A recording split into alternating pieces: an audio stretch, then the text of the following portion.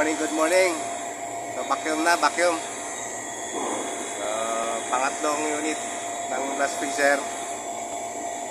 Kasama natin ang ating mga katim, mga taga-GOPV.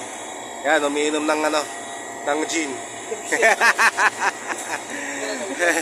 So, yan, gamit natin ay dalawang vacuum pump. Ayan po. Umusok-usok pa. Ito yung isa.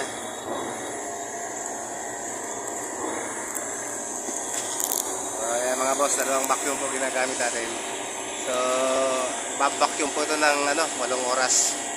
Pag ganito ka dami yung vacuum. So, minimum siya ng 8 hours. So, ito yung pangatlong unit na natin. Yung dalawa na nandun na nauna. So, may karga na yan. May initial charge na. So, ito yung pangatlong unit. Saka itong panghuli. So, ito baka abutin natin ng gabi bago matapos yung vacuum. So, ayan, kita nyo yung ating masok pa yung ating vacuum pump. Ibig sabihin maraming moist yan sa loob. Kasama na rin yung langis yan. So, dumaan na ito ng flashing ng nitro. So, ngayon vacuum na tayo.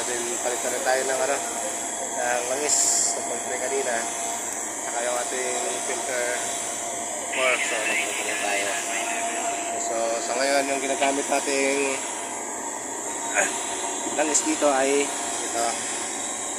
Shout out sa Beecher oil. Baka naman.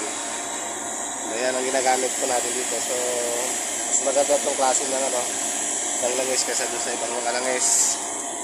So, ayan. So, ready na tayo sa So, walang oras na babacuumin.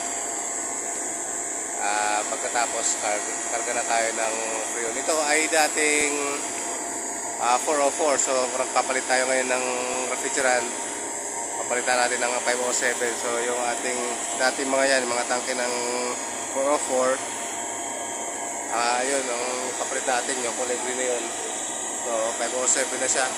So lahat ng 4 na unit nito ay papalitan natin ng 507.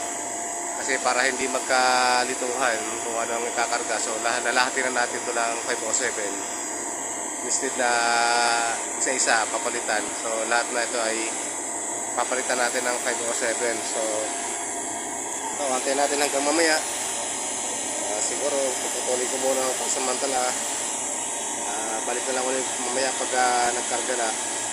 So, tapos testing tayo ng machine. So 4 ito for blast freezer.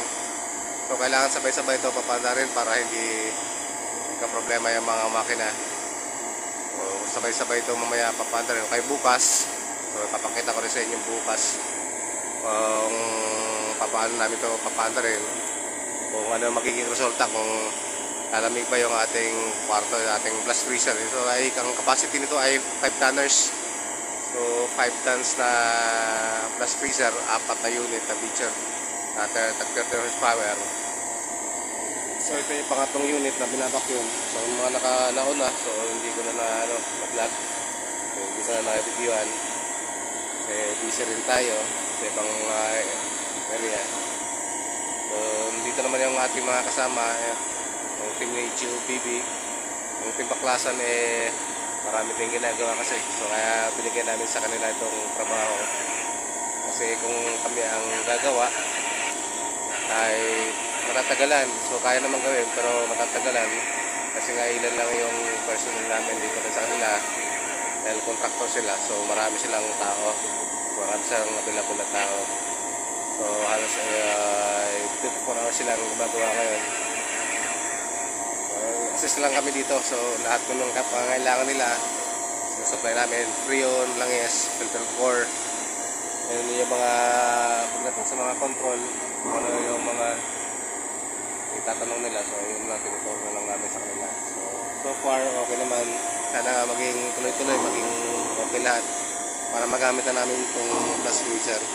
Kasi almost 2 months na itong nakatingga dahil natagalan yung pag-approve ng nito, the process, at saka pa itong mga mga THB sa second stage. So nagpalit din yan. Yun. Yan tayo mga THB natin. So inyo mamaya. Abangan nyo rin yung masusunod na video. Sana mamaya mabidyoan ko rin itong isa pa habang nag-change sila. At yung paano to papada rin natin kung okay ba yung magiging result.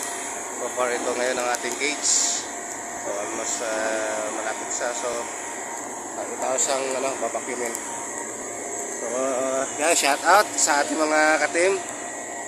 Yan. Maraming salamat po mga master, sir. Dito muna. Next time ulit.